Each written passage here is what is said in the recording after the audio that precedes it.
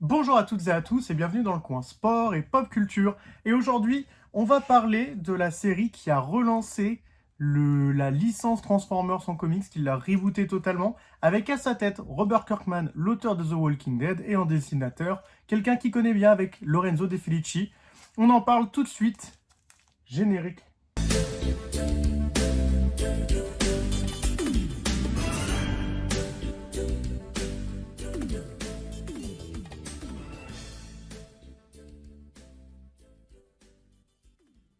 Void Rivals, qu'est-ce que c'est? C'est très simple. C'est une série en fait qui a été créée pour le moment il y a à peu près 6 mois, dans laquelle Robert Kirkman redémarre en fait, fait un reboot de l'univers Transformers de manière, on va dire, très légère pour le moment, parce que dans Void Rivals, il n'est pas question vraiment de Transformers, et c'est ce que je vais vous montrer précédemment, enfin prochainement.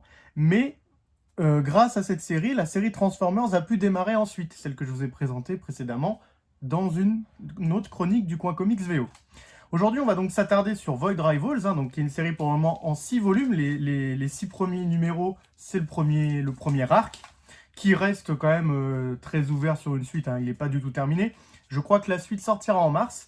Et donc voilà, pour le moment, pour vous faire un rapide résumé, c'est une très bonne série avec beaucoup d'intrigues. C'est très intéressant la manière dont c'est rattaché à Transformers fait que sans jamais lire Transformers, vous allez tout comprendre de cette série. Robert Kirkman parle de beaucoup de choses très intéressantes, mais de toute manière, j'ai décidé que pour cette chronique-là, on va un peu changer le modèle. Et maintenant, on va passer en vue du coup présentation des comics en eux-mêmes. Comme ça, je vais pouvoir vous montrer un peu plus d'intérieur, parce que j'ai vu que beaucoup d'entre vous disaient que vous vouliez voir des intérieurs. Et du coup, c'est ce qu'on va faire maintenant pendant que je vous parle du comics en question. À tout de suite. Et du coup, comme je vous disais, on se retrouve avec la vue que maintenant je commence un peu à maîtriser, cette vue page à page. Et on voit, vous pouvez voir déjà les 6 numéros de Void Rivals les uns par-dessus les autres, avec lui du coup qui représente le premier numéro. On peut voir que c'est un rapport, ou juste que c'est dans l'univers de Transformers, tout simplement parce que toutes les séries qui sont dans l'univers partagé de Transformers possèdent ces petits mots, cette petite lettre, qui est EU, qui veut dire Energon Universe. Il y a Void Rivals, qui est la première série à être sortie dans cet univers-là. Après, il y a Transformers, évidemment, qui est en ce moment dessinée et écrite par Daniel Warren Johnson. Et on va avoir plus tard des G.I. Joe avec Duke ou le Commodore Cobra. Donc, on va s'attarder sur Void Rivals. Donc, d'abord, je vais vous montrer chaque numéro. Donc là, comme vous pouvez voir, c'est le premier numéro, celui qui est sorti il y a à peu près 6 mois. Après, là, vous avez le deuxième avec on va dire une couverture un peu cryptique. Moi, j'aime bien le troisième, là, où un peu plus action. Le quatrième, qui nous fait un peu un style complot trône. Voilà. La cinquième, qui est une couverture 20e anniversaire, qui permet du coup d'avoir, qui est une variante, grosso modo. Et enfin, la dernière couverture, celle-ci, qui donne un peu l'impression d'être dans Big Brother. Donc, comme ça, je vous aurais montré pour le moment les 6 couvertures qui existent, les 6 numéros qui existent, qui font le premier arc qui sont sortis à ce jour. La suite, du coup, sort bien en mars. Et j'ai décidé, du coup, pour ces numéros de comics VO, sachant que quand j'en présente plusieurs, pour vous permettre de vraiment vous donner une bonne idée de l'histoire, une bonne idée des intérieurs aussi, sachant qu'un chapitre, en général, ça vous spoile pas du tout l'histoire, ça vous permet juste de vous mettre dans le bain. À partir de ce moment-là, ceux qui veulent vraiment ne pas être spoilés du tout et ne pas découvrir le premier chapitre, je vous invite à ne plus regarder la vidéo à partir de ce moment-là. Pour les autres, on va du coup commencer dès maintenant à en faire un page à page du premier chapitre, qui fait du coup une trentaine de pages. Sachant que si jamais un jour ça sort en VF, les 6 numéros ensemble, ça fait plus de 120 pages. Là, vous allez voir que le premier chapitre pour vous faire une idée. Je vous ferai des commentaires évidemment. Donc du coup, comment commence ce comics? C'est très simple. Il y a un vaisseau dont on ne sait rien qui s'écrase sur une planète étrangère. Très rapidement, donc je vous laisse pas non plus trop le temps pour pouvoir lire toutes les cases. J'essaie plus de commenter. Donc très rapidement, on voit la personne qui était dedans, qui en sort, qui essaye de se soigner. On va très vite avoir la connaissance d'une IA qui lui parle au sein de sa combinaison.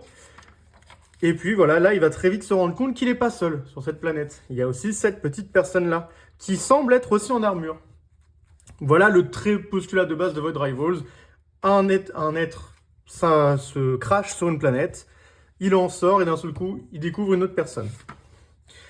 Donc là, très rapidement, ça va se bastonner, on ne sait pas trop pourquoi. Les deux portent des masques, il y en a un qui a un masque un peu plus numérisé, pendant que l'autre a un vrai masque un peu de soldat. Ils vont essayer de se faire la bagarre.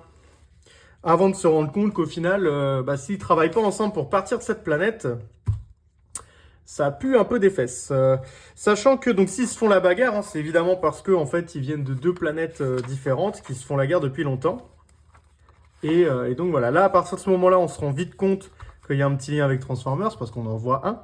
Je vais essayer de très rapidement passer parce qu'en plus le Transformers pour le coup n'a pas vraiment d'importance dans l'histoire. Et donc voilà, où on en est. À la fin, ils découvrent leur visage. On sait pas trop ce que... Enfin, là avec ce que je viens de vous montrer, vous savez pas trop ce que ça implique. Tout ce que vous devez vous dire, c'est que c'est une énorme révélation, un énorme plot twist pour la suite. Et on nous laisse là-dessus. Alors, je vais tourner les pages très vite, c'était le but. Hein. Le but, c'est que vous ayez un rapide aperçu.